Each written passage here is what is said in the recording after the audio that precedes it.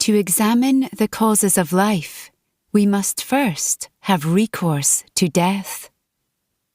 Mary Wollstonecraft Shelley, Frankenstein. Prologue, Edinburgh, 1817. Hurry up! I'm digging as fast as I can, Davy.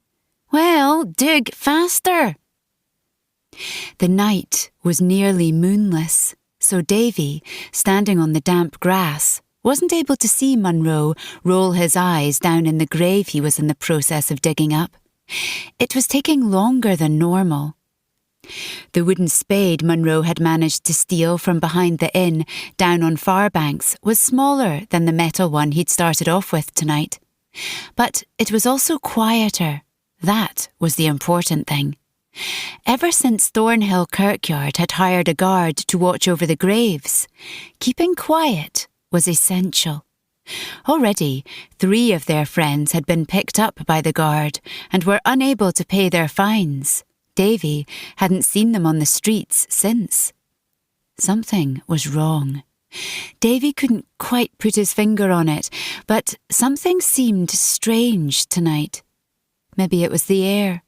The grease smoke hovering low in Edinburgh's old town was always dense, heavy with the smell of cooking oil and tobacco, and the noxious combination of human waste and filth that had sent the well-to-do into the fine new buildings down the hill and on the other side of Princess Street Gardens. Tonight was windless. Davy didn't mention it to Munro, the strange feeling he had. Munro would only have laughed at him. You're supposed to be a lookout for night men, not strange feelings, Munro would say. In the distance, Davy could make out a candle burning in the window of the rectory behind the church. The priest was awake. Could he see movement this far into the kirkyard in the darkness? Most likely not, but what if he decided to come out for an evening stroll? Can't you go any faster? Davy whispered. In answer came the unmistakable sound of wood hitting wood. Munro had reached the coffin. Both boys held their breath for the next part. Munro lifted the spade high as he could and brought it down hard. Davy winced at the crack of the lid breaking. They waited, for a shout, for dogs barking. But nothing stirred. "Throw me the rope," Munro called up.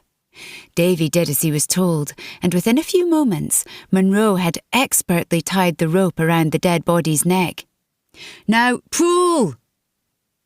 While Davy tugged the rope, Munro, still in the grave, helped to guide the body out of the small hole in the coffin and back toward the surface world. A strange reverse birth for a body past death. Munro successfully removed the body's shoes as it left its coffin, but it was up to Davy to strip off the rest of its clothes and throw them back in the grave. Stealing a body was against the law, but if they actually took any property from the grave, that would make it a felony. The body was a she, just as Jeanette had told them.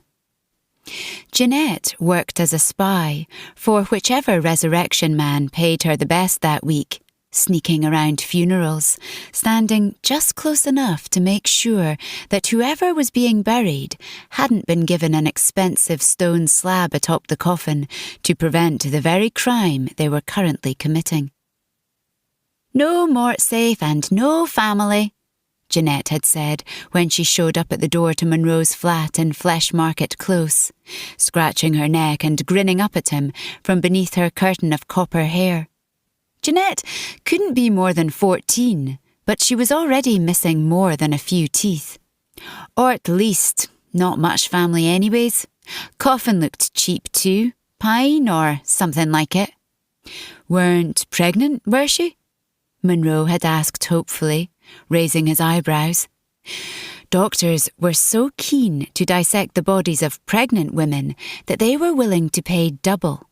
Jeanette shook her head and extended her hand for payment. As soon as darkness fell,